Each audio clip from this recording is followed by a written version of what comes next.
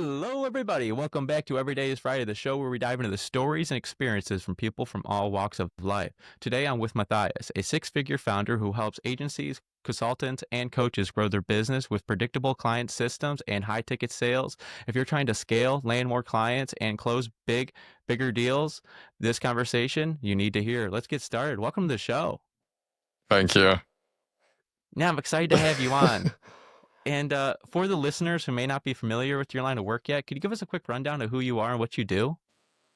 Yeah, of course, of course. Well, the best place to start, I started after a 15-year-old entrepreneur working from my mom's house. Well, basically, to really make it short, I was playing a game called Grand Theft Auto. You probably know it.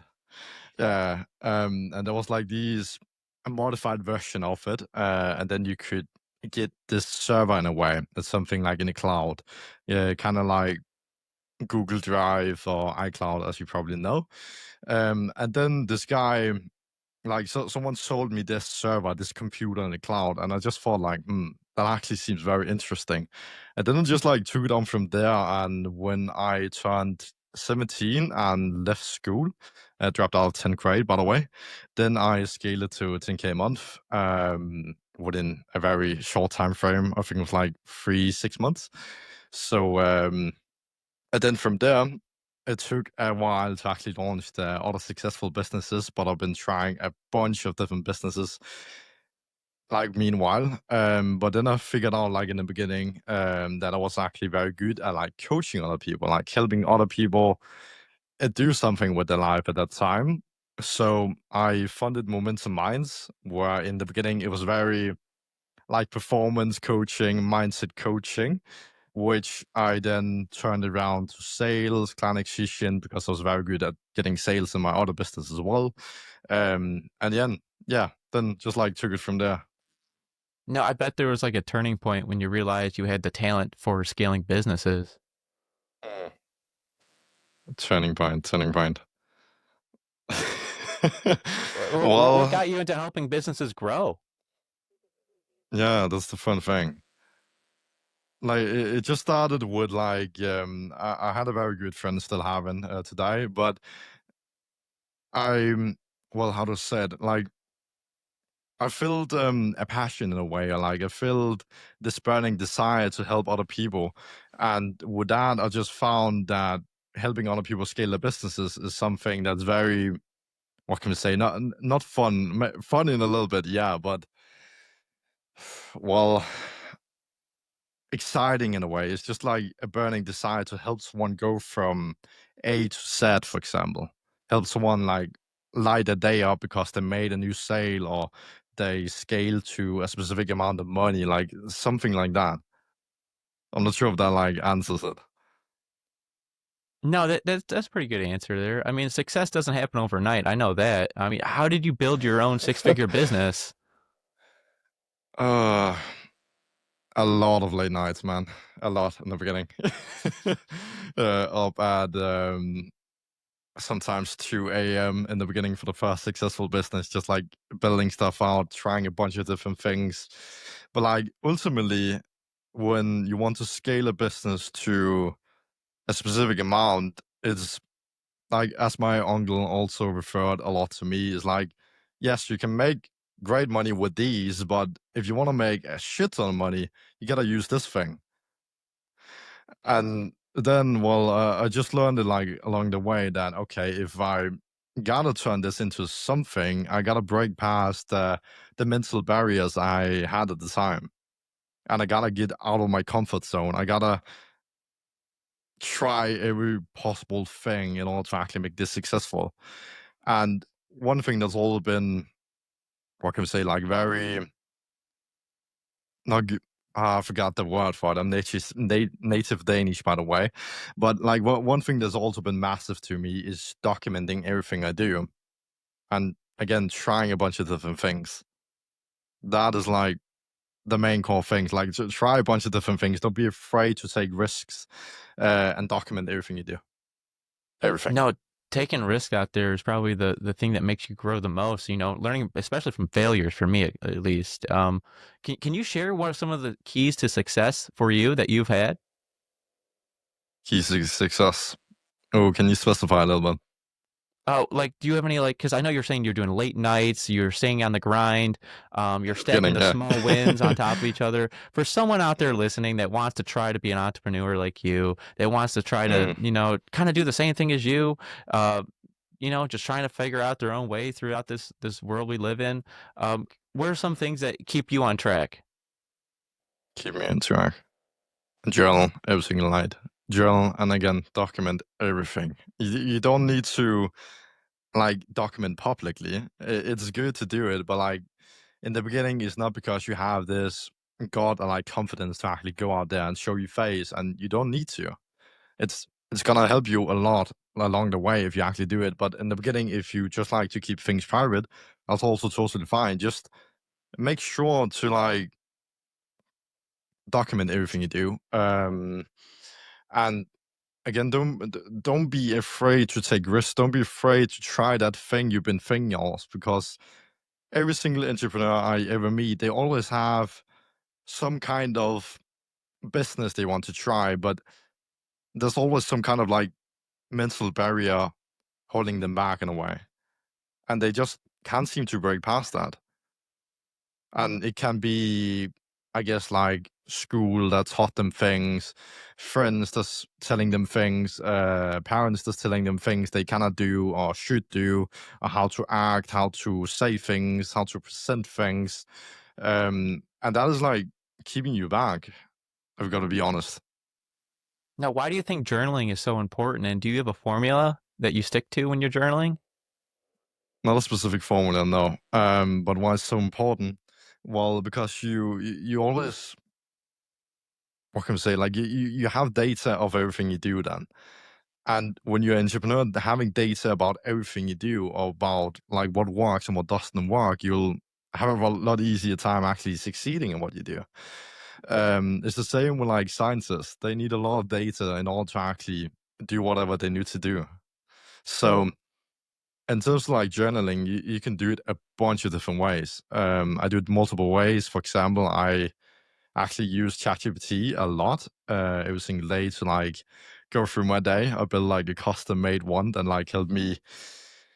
Ooh, what can I say? Like go through my day, analyze my day, see if there's any mental barriers that should be there, keeping me back from something, help me realize things I haven't seen. But like, there's no right way to journal. It's really just like putting a pen on the paper, writing on the keyboard, taking a video, um, recording a voice message. Like, there's no wrong way to do it.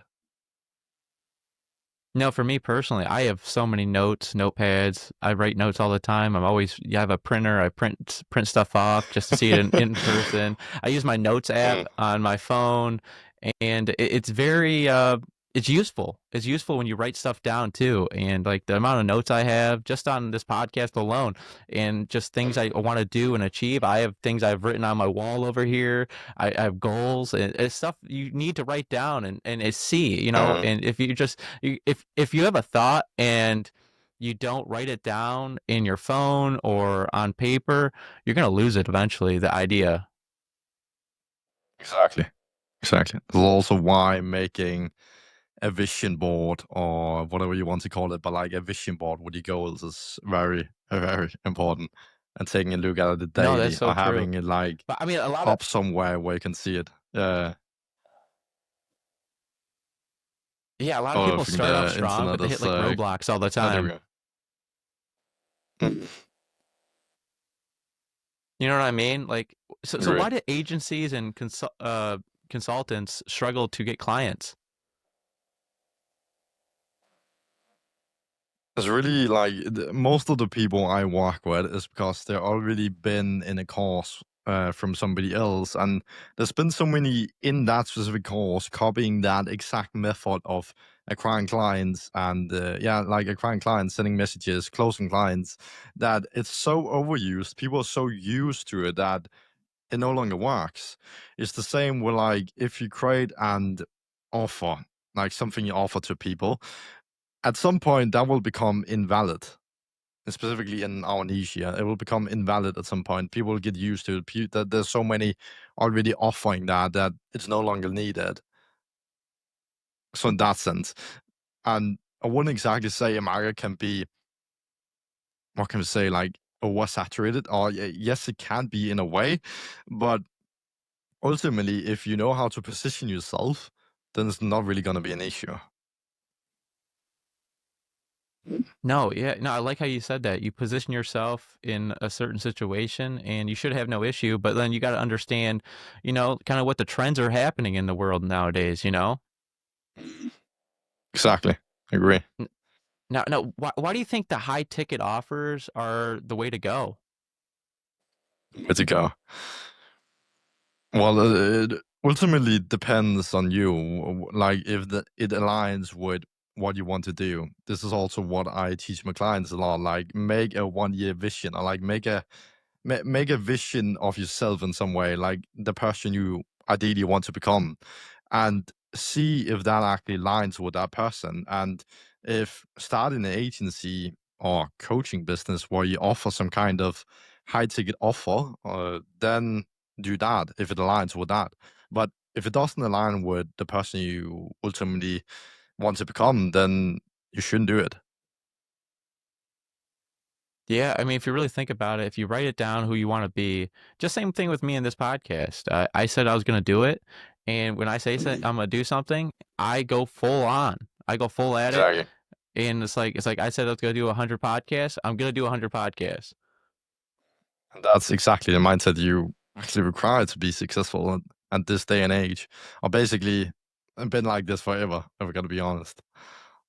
Mm. Was there something significant from your childhood that shaped you into who you are today?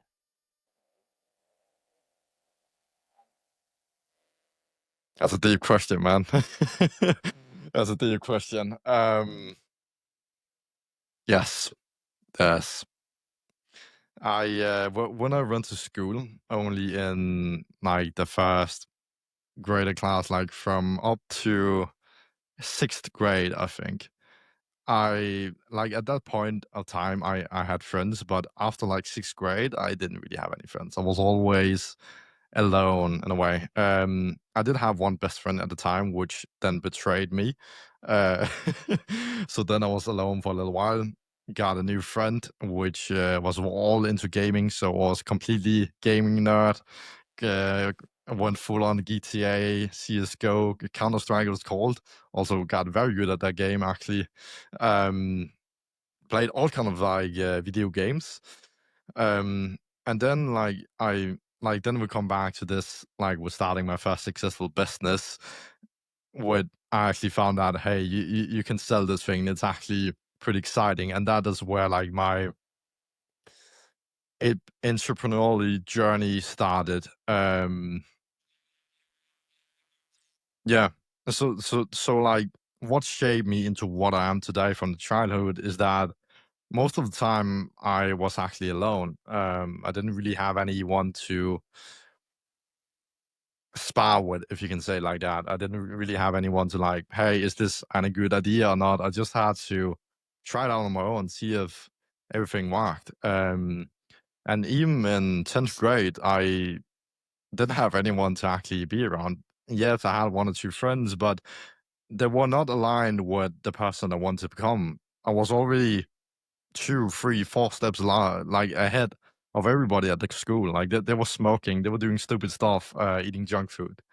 Um, and I just had a different vision. So I always like looked at stocks, tried scaling my business further at that time, and still do. And just like try looking at all the possible ways of not getting a job, because I've never ever in my life had a job. And never will get a job. Definitely not now. So being alone all the time has definitely shaped me into the person I am today and allowed me to self-reflect so much. And one, I have to really share this publicly with anyone, but there's been some things with, what can we say? the dad side of my family that haven't been great, and that has also motivated me to actually be the man of the house. Like I need to be the man of the house when I was very young, um, and just like take things into my own hands and do it. Like create the life I need to create, because else I'm gonna end up on the fucking street, man. So I just got forced at a very early age, like be an adult. Too early, I would say, but yeah, that is like the major things of the childhood, I would say, in terms of like who I am today. Now, how did that make you feel though, in being in that situation, being like alone all the time? It's definitely not motivating at any. It's definitely not motivating. No. Um, how I feel? Well, it's not like you just learn to not really have that much emotion, if I gotta be honest. You just gotta like you always you learn to have this mindset of just like, okay, I need to do this, do that. I want to actually get to where you want to go. In the beginning, you yes, it was sad, it was lonely, it was annoying seeing all the kids playing football, and you were just like there fucking looking at your laptop playing a game. Um, so yeah, Now I'm gonna so speculate, but did money have mm, anything in your passions to making it? I would say because money means freedom. Of course, you shouldn't be like money isn't everything. It definitely isn't.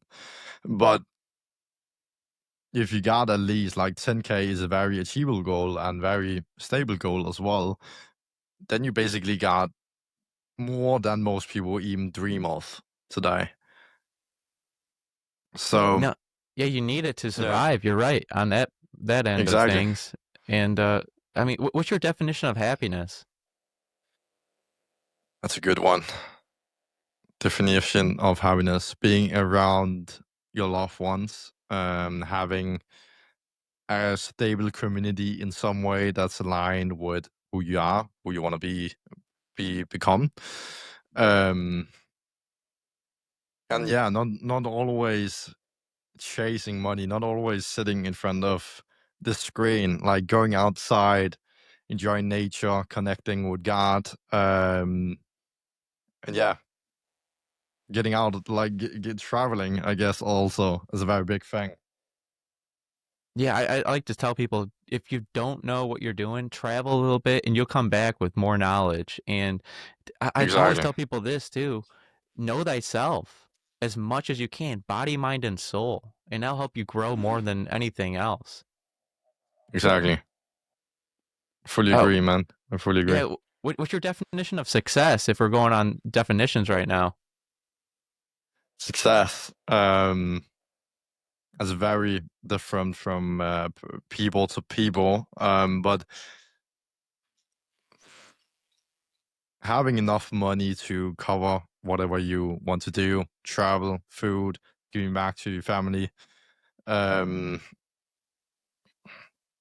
and yeah, like that's actually a very good question, man.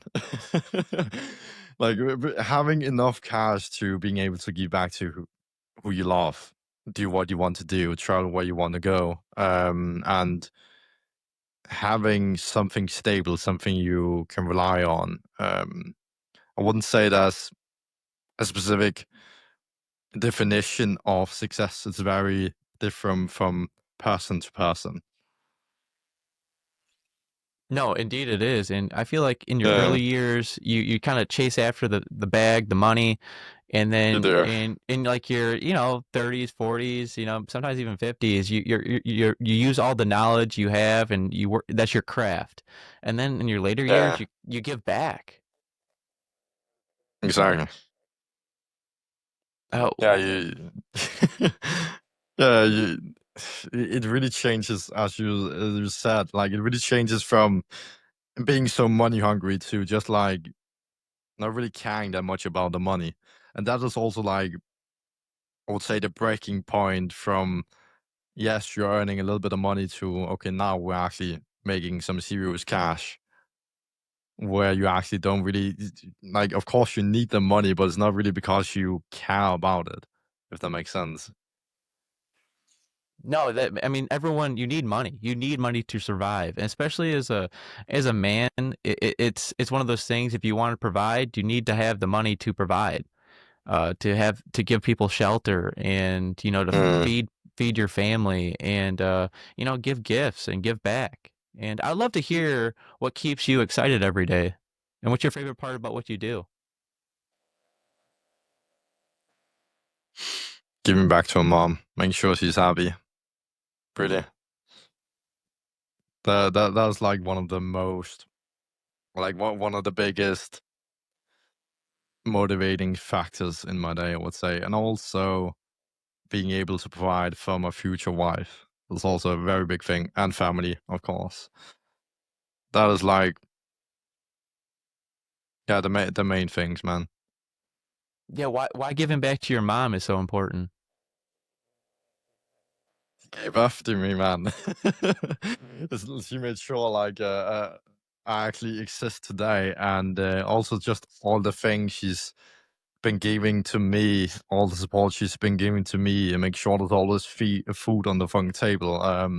Make sure we have a roof over our head. Like, it's just like, I'm not sure how to say it, but I know every single man has that like thing about giving back to the mom or like the dad, because they've provided for you since you fucking came to this earth, man. Um, yeah, Is there any lessons that you learned from your mom that sticks with you today? trust your God. I think it's called that, but trust, like, I kind of remember the specific word, but like, trust your instincts in a way, but always challenge them a little bit as well. Um, yeah, that is like one of the main things I would say, like trusting yourself. No, that's Mm. powerful. That's very powerful. I mean, my dad tells me this all the time. He goes, his saying for me is, "Do today because you do not know what tomorrow will bring." So it means like, Also a you're very like, good one. oh, it's very good because it's so powerful. Because like, oh yeah, I don't want to do this today. It's like, no, go out there and clean the windows today because tomorrow it might rain, Exactly. and you That's and a you very good never one. know. You never know. And if someone wants to learning from someone else is like the best way to grow for me personally. If someone wanted to Mm. follow in your footsteps, what advice would you give them? Follow my footsteps. What do you mean specifically? Just so we're on the same track.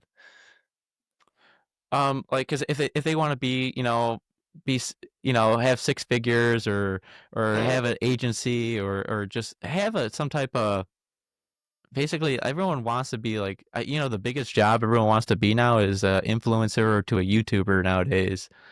But Yeah. if someone wants to just get out of their comfort zone and not do the 9 to 5 ever, like you, what advice would you give them? And then we go, and then we again go back to like, take the fucking risk. Take it. Just like, take it, man. Like, if you're below, I would say 30, or like, you just don't have any kids. You don't have any. Yeah, you don't have any kids, and you don't have any specific big thing you need to provide for. Then what's there really to lose? Yes, you may lose some safety or being able to drive a shitty car, or eating out once a week or something.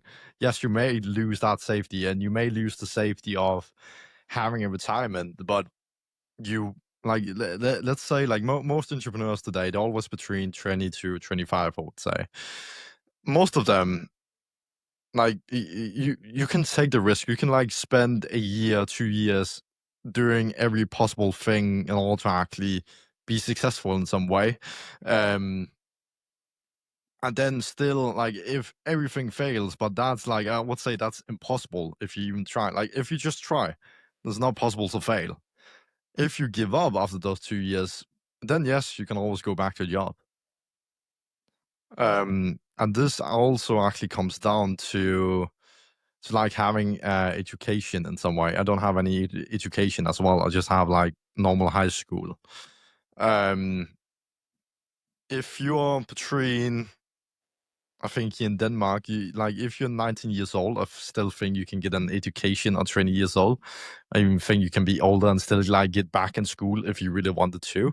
But like ultimately, school, like this is so said everywhere else now, but like school teaches you how to live a life we left back in the 90s, maybe, and not how the today's world is actually working. Um, so one thing, if people don't already know it, you don't need education. Not for this kind of like entrepreneur stuff you can do. Like maybe some things you may need an education, but it's like ultimately you don't need one. You can still be a coach without a fancy not I cannot remember the word, but like a fancy can you remember what it's called? A fancy coach? Like you're talking about like a No, like consultant? a no, like a thing they have that should show they have the expertise. Expert? Close to, but like the to be some specific like businesses need some kind of like how can I say, like document or something to show they have the expertise within that area. Like as an entrepreneur, for like being a coach, like being agency owner, consultant, like most of those things you don't really need like that. You don't need school to teach you those things. You can actually go out and learn all this yourself. Like there's all these online courses today. It's so insane, man. Um, No, it's such a good yeah. point. I mean, a lot of people have degrees in stuff they're not even doing today for their job. It's actually Yeah. mind blowing how many people have that. And it's such a good point how you're saying take risks when you're young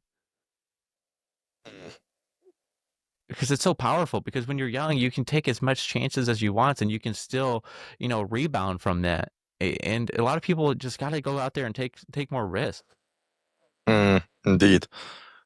And with that also, like having a plan B, yes, it's great, but then you're like setting yourself up for failing and getting to plan B.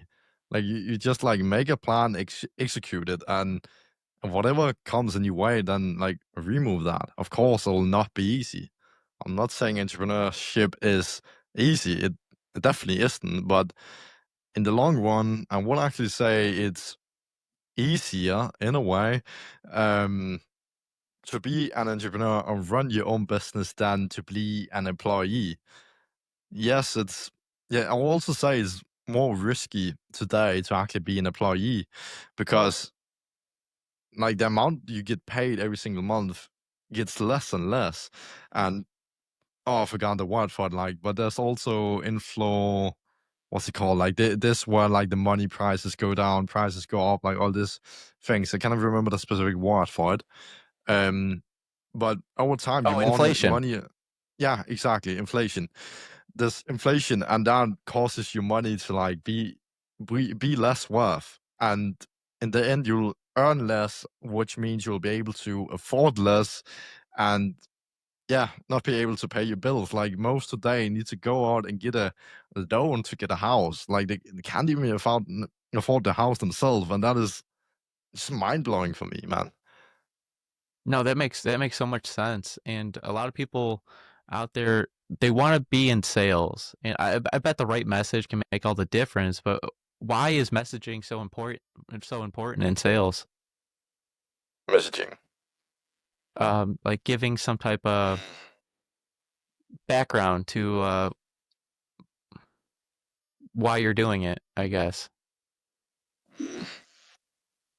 So like I have a clothing brand. I have a message behind it. I run the podcast. Ah, Every day is yeah. Friday. Every day is Friday stands for freedom and excitement Mm, at the end of the work week and so there's a little bit of messaging behind it and like I have go chase your dreams because your dreams won't chase you. And Friday has a different meaning for everyone. yeah, definitely, definitely.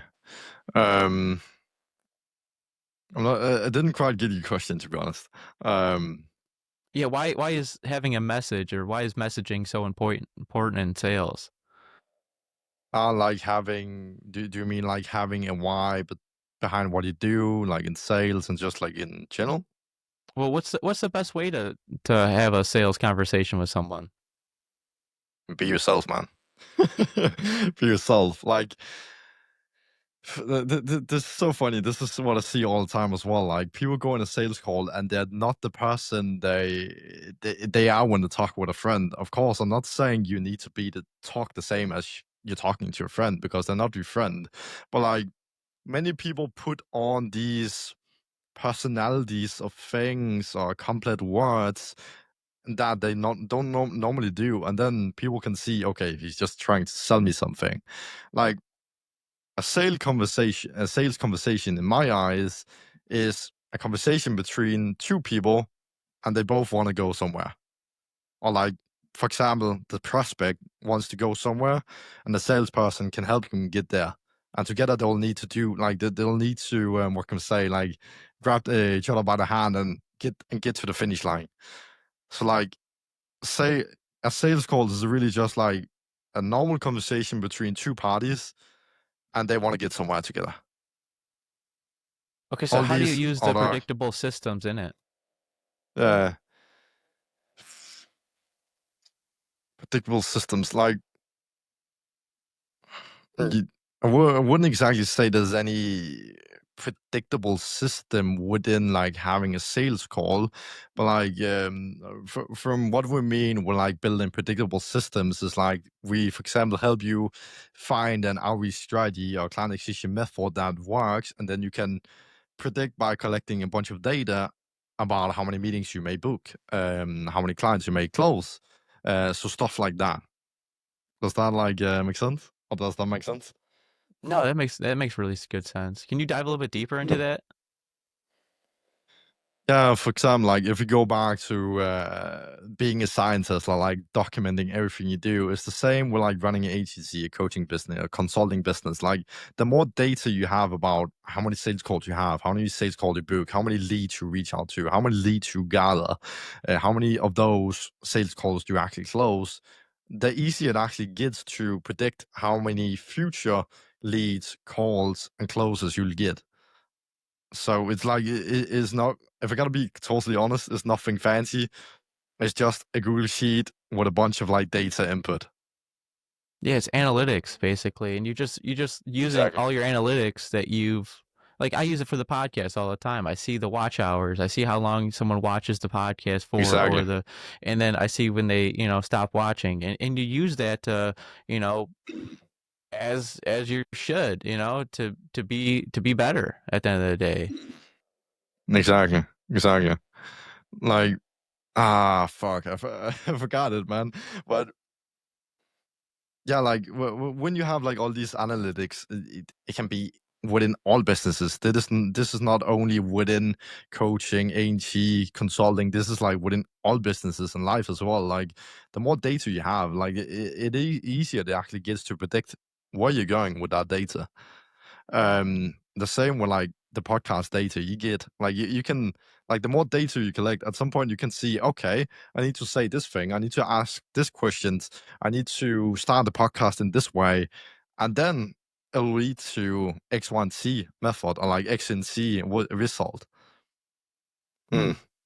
No, and basically, I figured out this also. If you niche down, I mean, some businesses want to do it all, but the power of like specialization of just like being really on what your topic is, what is your why? Yeah. That's powerful. Now, why do you think so many entrepreneurs struggle with Oh, pricing? oh, there we go. The network cut off. How? What did you say? I said, why do you think so many entrepreneurs struggle with pricing? Rising. Not confident in their self and what they offer and what they do. Really. Because I see so many new ANT coaches, consultants as well. Like they they pitch their product or service, and then they say, for example, the price is 4K, and then the prospect is saying, "Oh, that's too expensive, man." But that's not what they're really saying. And then they just go, "Okay, 3K. No, that's still too expensive. 2K." But like, it just ends up being a bad client, like a high maintenance client, and bad results as well. Because when you go lower in price as well, there's also some I recommend to my clients, like go higher in prices, because you're only gonna get better clients and of course more cash. But when you go lower in prices, you first of all get worse clients and higher maintenance clients, clients who expect you to deliver like the world and for no cash. Um, and the output you do will also get worse because you're not as motivated to actually do the work. And some will say that that only depends on passion, but in the end, like the less you get paid, the less motivated you actually are to perform the work. Like, of course, let's say you get paid 10K to make this podcast, I'll bet you'll get much more motivated to actually do it. Um, so yeah, not being confident in their services. That's like one of the main things. And also, if we go back to what they're really saying with the price, some yeah, they may say the price is too expensive. That may be the reason, but other times it may actually be because they don't see the value of your service. Because if they actually see the value of the service and they see where this service or like your offer will take them, then there's no, I think it's called off. Oh, there we go. Um, then there's really, what can I say? Then they'll happily like pay any amount really. Like if you can show them and convince them and be so confident in what you offer, and you take, let's say, 5K, and you can show, okay, I can get you from A to B, and this is how we're gonna do it, and like it's all clear for them. You made this emotional attachment to them, with where they are and where they want to go. Like you made the future pain, you amplified the future pain so much, and amplified the pain as well of where they currently are. Then like there's no way for them to like say no. They're gonna say yes. Um, Yeah, and that makes so much sense. also like fuck, I forgot it, man. But I love how you put it, But like knowing your value. yeah, And then exactly. like Yeah. and if you put your value a little bit higher, you're gonna put a little bit more work into it behind it, and the client's gonna get a little bit more out of it as well. I mean, what's the mindset shift you need to sell high ticket offers to with confidence?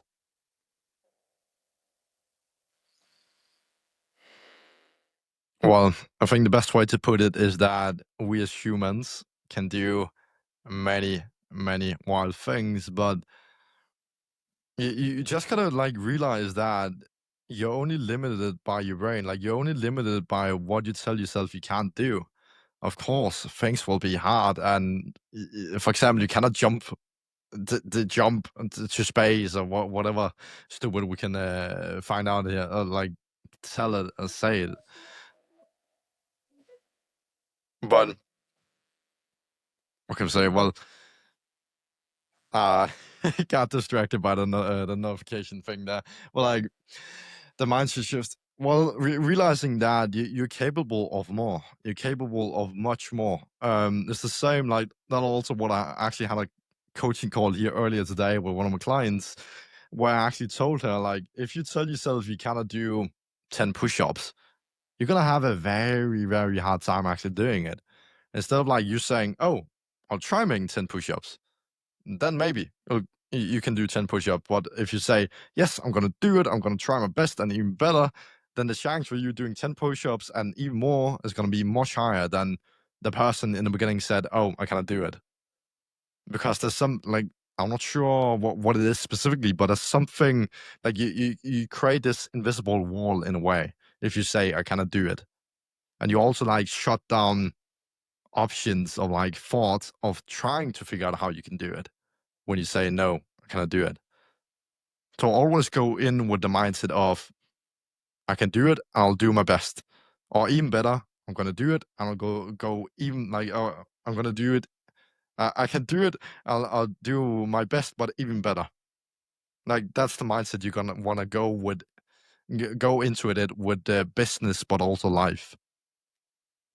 And now that we actually say that, life is like your personal life is connected to your business in so many ways, man. For example, to give you an example, if you're unhealthy, the chance of your mind being unhealthy in any way is going to be much higher than if you are fit. You go to the gym a few times a week, you stay fit, you eat right. Like that is going to affect your business as well. It's the same. I'm not sure if you know the saying that goes, "How you do one thing is how you do another thing." Yeah, you probably know that. Yeah, I've heard of it. Um, Uh, is it deeper or is that it?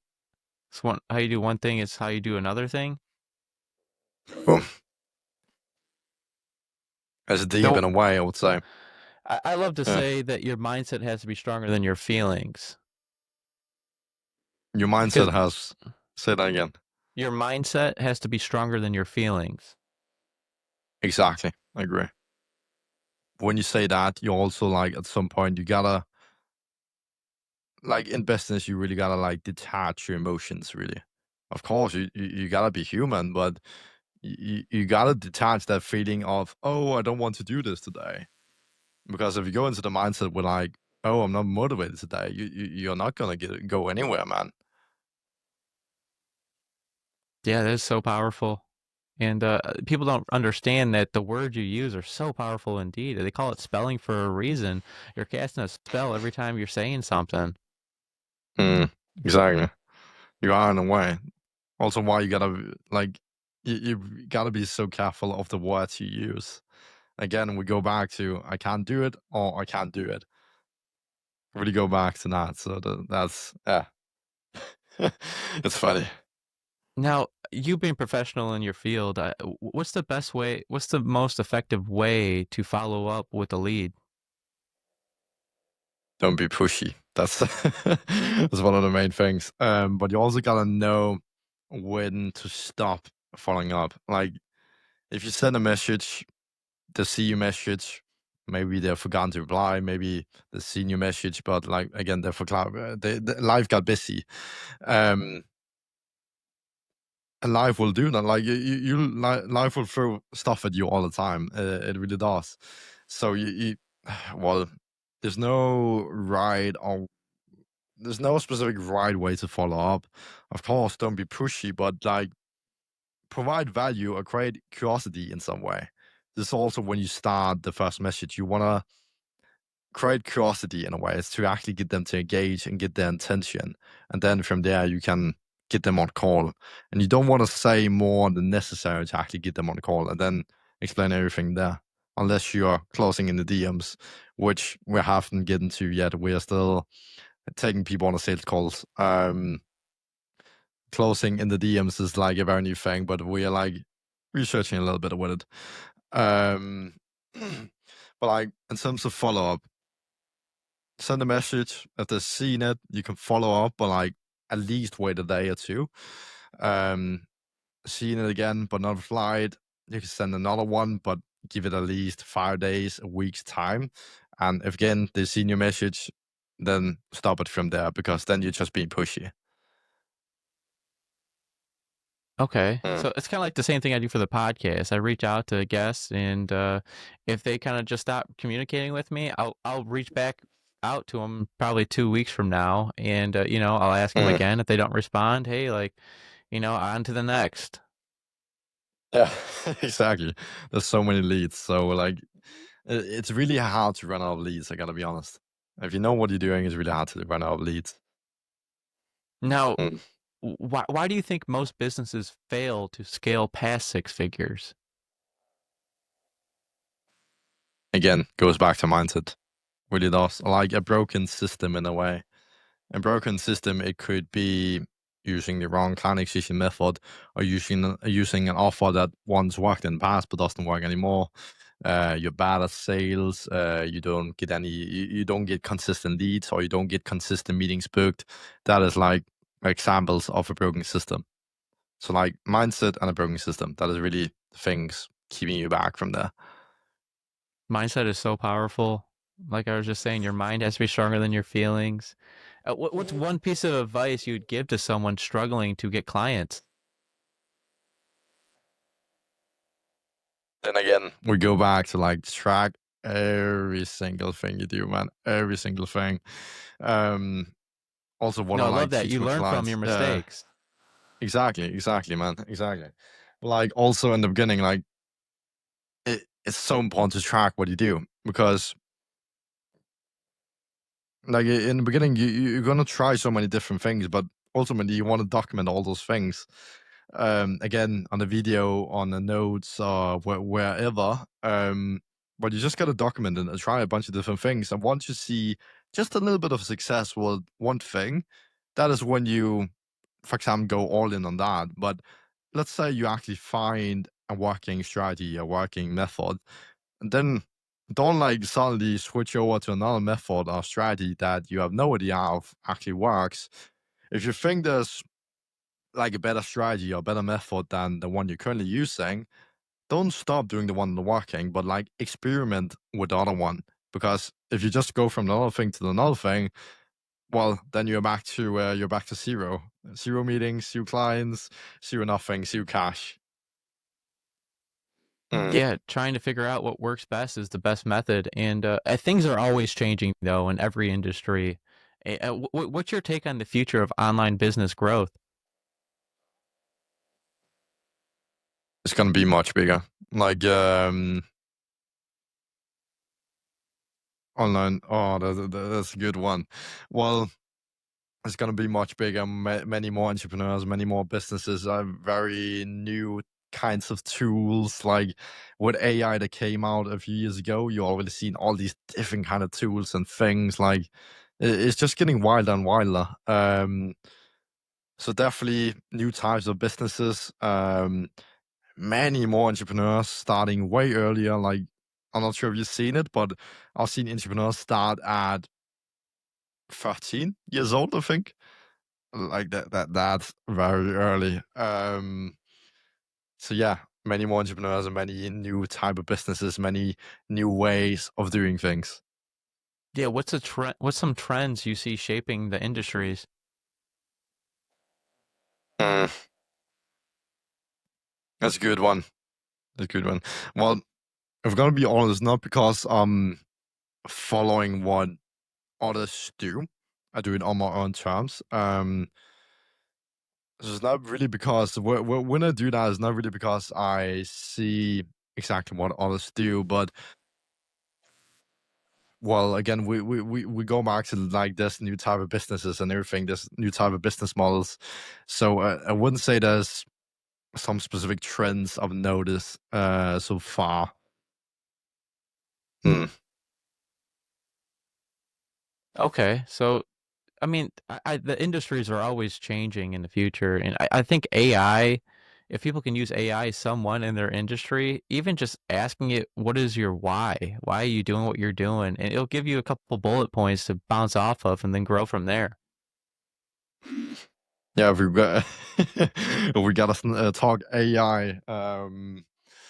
Like personally, I use AI every single day. But for some tasks, yes, I use it to delegate, but ultimately, you don't wanna make it do everything for you because then you're just gonna be incomplete, if we can say like that. You're not gonna know how to actually do it, and then that's gonna be a problem if, let's say, AI is not gonna be here, but AI is gonna be here. That's for sure. But personally, I think I said it earlier as well. Like I created this custom. Multiple custom chatbots actually to actually help me, for example, create content, help me create different kind of like things, help me get answers on different kind of questions.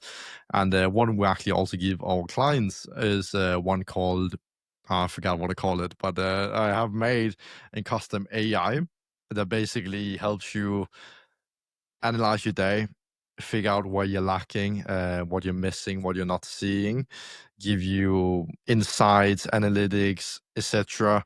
Help you actually make replies to customers as well. It can also do. It can also audit your sleep, your health, your mindset, like all the different things. It's so wild. So yeah, like never let AI replace you fully, but use it to like become the unlimited person. No, that's actually really exciting to hear that you have something like that that people can, use. And also 'Cause train up on our course, so it it actually replaces me a little bit. That's actually funny because I remember when I had a coaching call earlier today. Like she said, she hadn't been writing so much to me because of that chatbot because she's been using that to actually get the replies. So then I just like realized, oh fuck, it's replacing me in some way. And that's again, don't let AI fully replace you. Of course, it cannot do personal one-on-one coaching sessions, but it can definitely help you get answers to a lot of different things much faster than a human could, and in different ways that make sense for the specific person than if I were to say it, if that makes sense. Yeah, no, that makes complete sense. And maybe I'm wrong on this, but I say if you're not using it, you're gonna be left behind. I would agree. I actually would. Okay. And what's one of the biggest lessons you've learned from your own business? I know experiences teach us better than anything. Business lessons.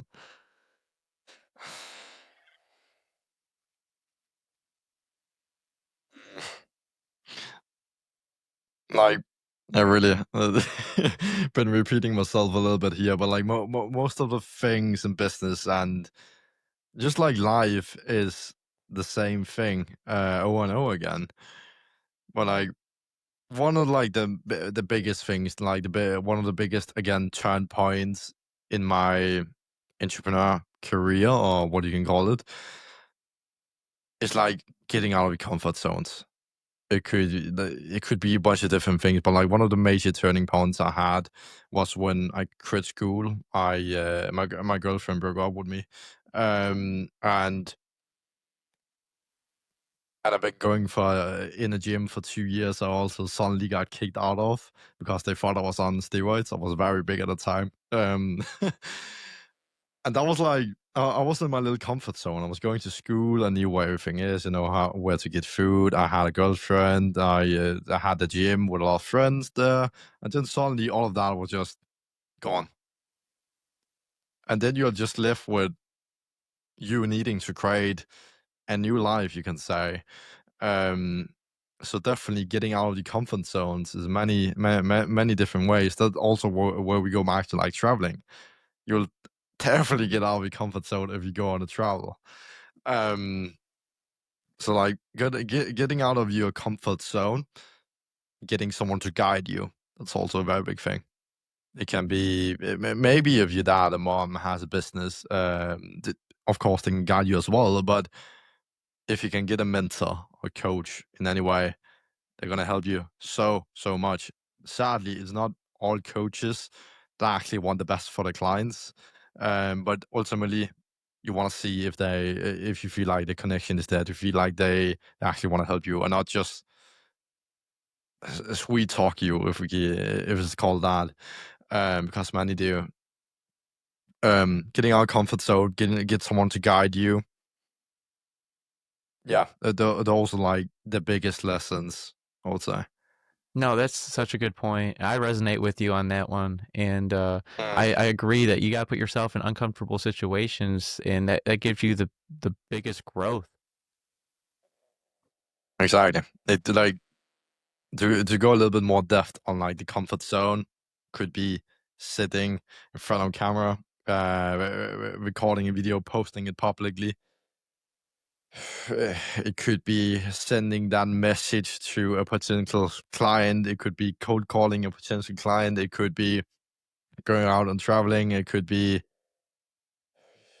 taking that risk, man, and doing like doing stuff you are scared of. Um, that is like, yeah.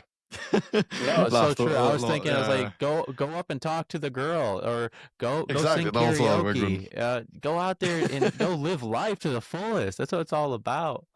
And Exactly. the show is called Every Day is Friday. Friday has a special energy, whether it's freedom, excitement, or just the feeling of accomplishment after a long week. I want to hear from you. What does Friday mean to you? What does Friday mean to me? It's just another day, man. Every day Because is like Friday. exactly. Every day is Friday for me, man.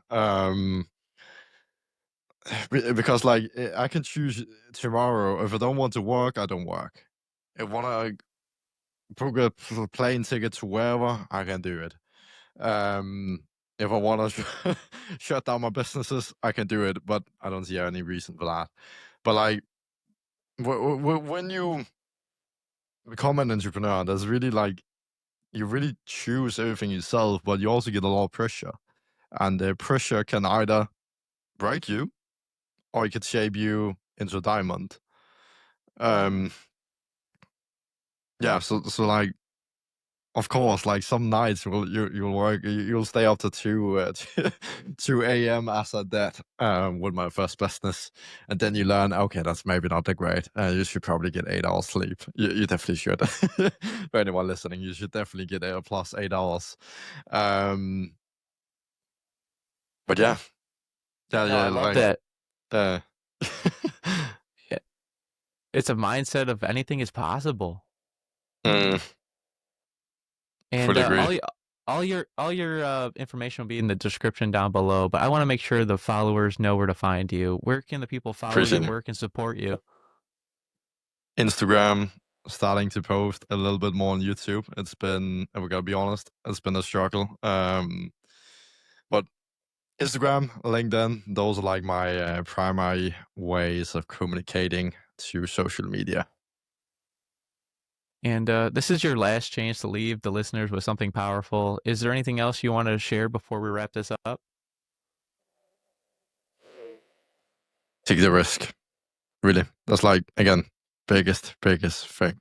Take the risk and never look back. You like people probably heard it so many times, but take the fucking risk and just never look back. Yeah, just put yourself in situations you're not comfortable in, and you'll love it at the end of the day. I mean, I love what I do. You love what you do, and go out there when you're younger. Take the risk. And I know the listeners got a lot of value out of this. It's been an awesome conversation. I appreciate you being here. Thank you for sharing your stories and experiences. Appreciate it, man. My pleasure. Yes. And then to the listeners, stay tuned for more amazing stories on Everyday's Friday Podcast 365. If you enjoyed this, make sure to follow, share, and keep the Everyday is Friday mindset going. Until next time, stay inspired and make every day feel like Friday. Until next time, everybody. Bye.